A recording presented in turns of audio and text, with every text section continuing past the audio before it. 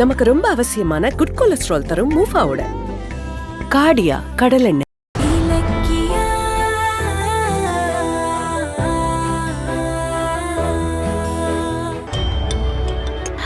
Hello madam, நான் SG ஹாஸ்பிட்டல்ல இருந்து பேசுறேன் மேடம். ரேவதி அம்மா சீரியஸா இருக்காங்க. நீங்க கொஞ்சம் வர முடியுமா? ஐயோ, என்ன சொல்றீங்க? திடீர்னு அவங்களுக்கு மூச்சு திணறல் ஆரம்பிச்சிருச்சு மேடம். கான்சியஸ் வரதும் போறதுமா இருக்கு மேடம். டாக்டர் ட்ரீட்மெண்ட் பண்ணிட்டு இருக்காங்க. கொஞ்சம் சீக்கிரம் வரீங்களா? ஐயோ, சரி, நான் வரேன்.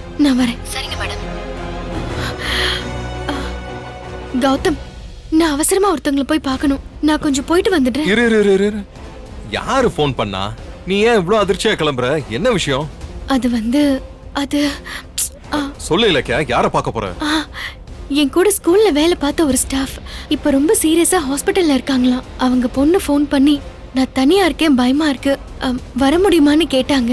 அதான் நான் போயிட்டு வந்துடுறேங்க. ஏய் இரு. நைட் டைம்ல தனியா போக வேண்டாம், நானும் கூட வரேன்.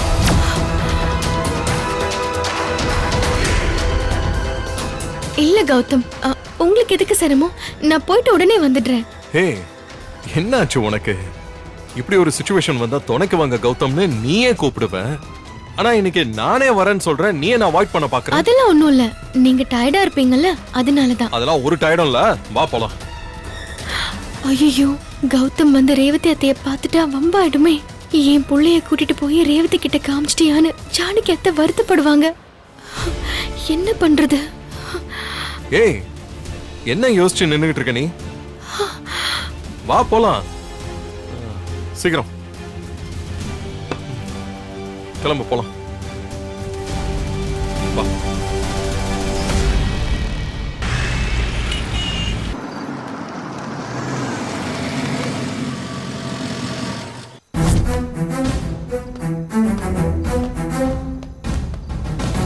இலக்கியா, வெளியில வா. கௌதம் வேற கூட வந்துட்டாரே. இவர் உள்ள வந்து ரேவதி அத்தைய பார்த்துட்டா சிக்கல் ஆயிடும். கடவுளே, தாயையும் புள்ளையையும் சந்திக்க விடாம பண்ற பாவத்தை என் கையில ஏன் குடுக்கற? இலக்கியா, ஏய், ஏன் காருக்குள்ளே உட்கார்ந்திருக்க? இறங்கு இலக்கியா. வா, இறங்கு. வா போலாம்.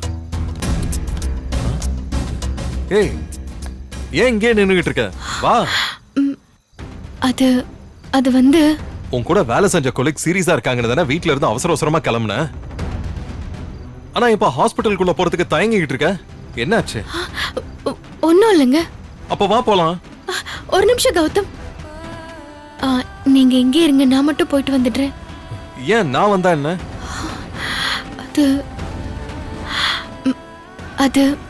அது வந்து சொல்லு, என்ன விஷயம்? உன் கொலீகோட டாக்டர் ஹாஸ்பிட்டல்ல தனியா இருக்க பயப்படுறாங்கன்னு தானே சொன்னேன். நம்ம ரெண்டு பேரும் போய் ஆறுதல் சொன்னா உங்களுக்கு தைரியமா இருக்கும்ல. வா போலாம். இல்ல கௌதம், இல்ல, அது என் கொலீக்கு கர்ப்பப்பை ஆபரேஷன், லேடிஸ் விஷயம். நீங்க வந்தா அவங்களுக்கு சங்கடமா இருக்கும், சரியா பேச முடியாது, அதனாலதான் சொல்றேன். நீ ஏதோ சீரியஸா இருக்காங்கன்னு தானே சொன்ன? ஆமா, அது ஆபரேஷன் பண்றப்போ ஏதோ ப்ராப்ளம் ஆகி உயிருக்கே ஆபத்தாயிடுச்சு, அதான். ஓ சரி, வா, நான் ரிசப்ஷன்ல வெயிட் பண்றேன், நீ போய் பார்த்துட்டு வா. கௌதம், நீங்க எதுக்கு மேல வரைக்கும் வந்து சிரமப்பட்டுட்டு? கார்ல உட்காந்து கொஞ்சம் பாட்டு கேட்டுட்டு இருங்க. ஒருவேளை போர் அடிச்சா இதோ அந்த சைடுல ஏதாவது கேண்டீன் இருக்கும், நீங்க காஃபி சாப்பிடுங்க.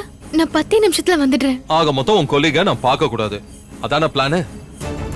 ஆமா கௌதம், அவங்க என் கொலீக் இல்ல, உங்களை பெத்த அம்மா. நீங்க அவங்கள பாத்தீங்கன்னா உங்க வாழ்க்கையில இதுதான் பொன்னான நாள். ஆனா இதுக்கப்புறம் ஜானகி அத்தைக்கு இனி வர்ற நாள் எல்லாம் நரகம் ஆயிடும். அதனாலதான் நான் உங்களை தவிர்க்கிறேன், என்ன மன்னிச்சிடுங்க. இலக்கியா, என்ன பதில் சொல்லன்னு யோசிச்சுட்டு இருக்கியா? சரி, ஓகே, நான் வெயிட் பண்றேன். சரிங்க, அவங்களுக்கு குணமாகட்டும், அதுக்கப்புறம் நான் உங்களை கூட்டிட்டு போறேன். இப்ப வேண்டாம், நீங்க எங்கே இருங்க, நான் வந்துட்டேன். சரி, போயிட்டு வா.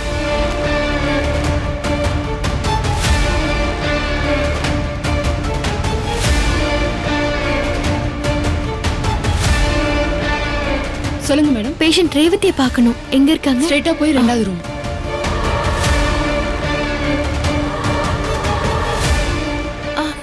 எக்ஸ்கியூஸ் மீ சொல்லுங்க, சிஸ்டர். madam. நீங்க தானே எனக்கு ஃபோன் பண்ணீங்க. என் அத்தைக்கு என்னாச்சு? ஆபத்து ஒன்றும் இல்லையே. இப்போ எப்படி இருக்காங்க? நீங்க வந்ததும் டாக்டர் உங்களை வந்து பார்க்க சொன்னாங்க. போய் பாருங்க, எல்லாம் டீட்டெயிலா சொல்வாங்க. சரி, ஓகே ஓகே சிஸ்டர். மேடம்.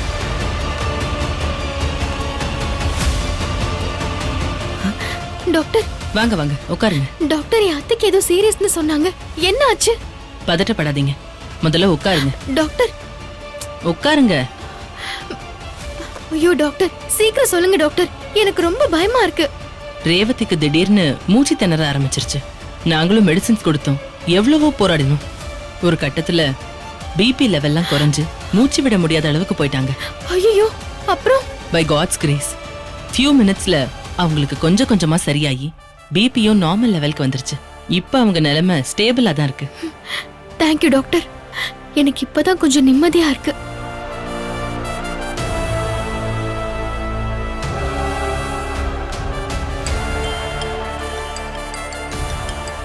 இலக்கிய போனை இங்கேயே வச்சுட்டு போயிட்டா போல இருக்கு.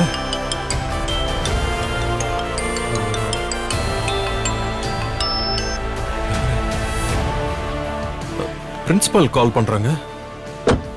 என்னவா இருக்கும்? சரி, இலக்கிய கிட்டே கொண்டு போய் கொடுப்போம்.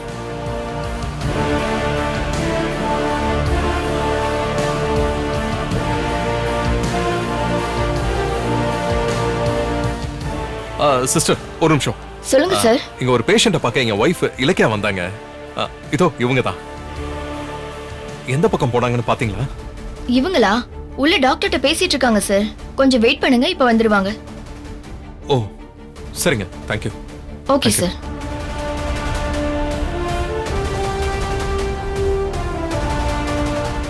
இலக்கியா, தைரியமா இருங்க.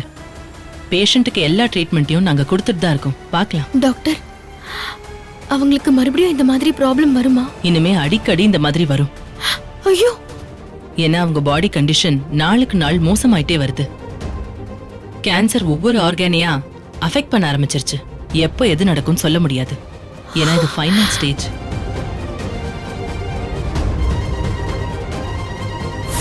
என் ஆயுசு கொஞ்சம் கொஞ்சமா முடிஞ்சிட்டு இருக்கு. அது முழுசா முடியறதுக்குள்ள என் பிள்ளை கௌதம்க்கு நான் தான் அவனை பெத்த அம்மான்னு தெரியணும். நான் கண்ணு மூடுறதுக்குள்ள அவன் வாயல என்ன ஒரு தடவை அம்மான்னு கூப்பிடணும். டாக்டர், என் அத்தைக்குன்னு சில ஆசை இருக்கு. நான் அதை நிறைவேற்றுறதுக்குள்ள அவங்க உயிருக்கு ஏதாவது ஆயிடுமோன்னு எனக்கு ரொம்ப பயமா இருக்கு. நான் ஏற்கனவே சொல்லிட்டேன், அவங்க ரொம்ப நாள் உயிர் வாழ முடியாது. அவங்க ஆசைப்பட்டதெல்லாம் எவ்வளவு சீக்கிரம் நிறைவேத்துறீங்களோ அவ்வளோ நல்லது. டாக்டர், நான் அவங்கள பார்க்கலாமா? ஷியோர். பேஷண்ட் இப்ப நார்மலா தான் இருக்காங்க, போய் பாருங்க. Thank you doctor.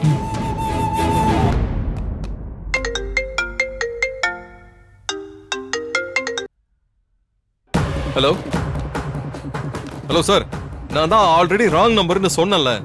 எதுக்கு இப்ப திரும்ப திரும்ப கால் பண்ணி என்ன டார்ச்சர் பண்றீங்க? தயவு செஞ்சு புரிஞ்சுக்கோங்க. அந்த மாதிரிலாம் யாரும் இல்ல சார் இங்க.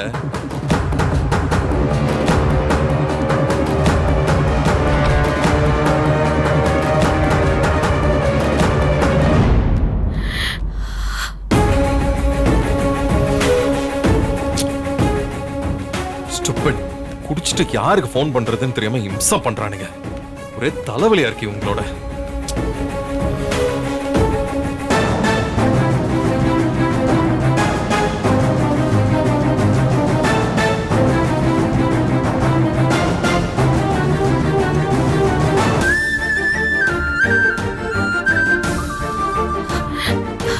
அத்தை,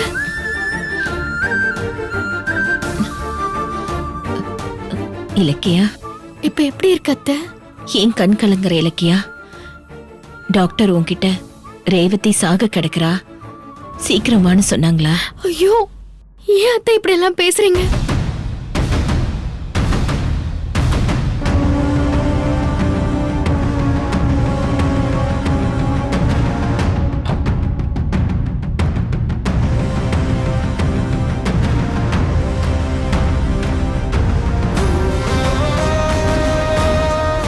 என் பிள்ளைக்கு உண்மை தெரிஞ்சிருச்சா?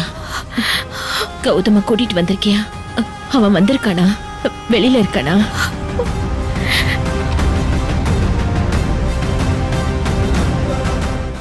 ஒரே ஃபேமிலி தான், ஆனா ஒரே ஃபேமிலி கிடையாது.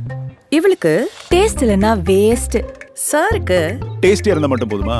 ஹெல்தியாவும் இருக்கணும். சமையல் சுவையா இருக்கணும், ஹெல்தியாவும் இருக்கணும். ரெண்டும் வேணும்னா ஒண்ணுதான்.